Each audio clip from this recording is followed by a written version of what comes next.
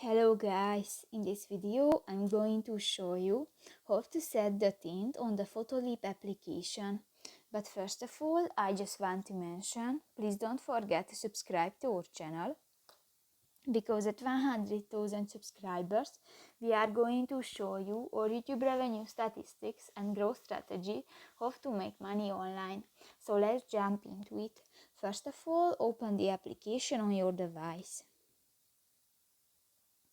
Tap to the first option, the Edit Photo button at the upper side of the screen, and select a picture from your gallery.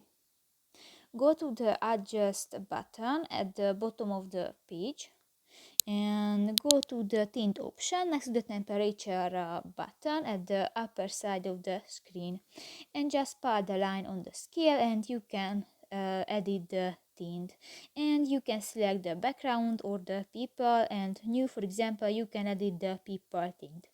So that's pretty much it for this video guys. See you in the next one. Bye bye.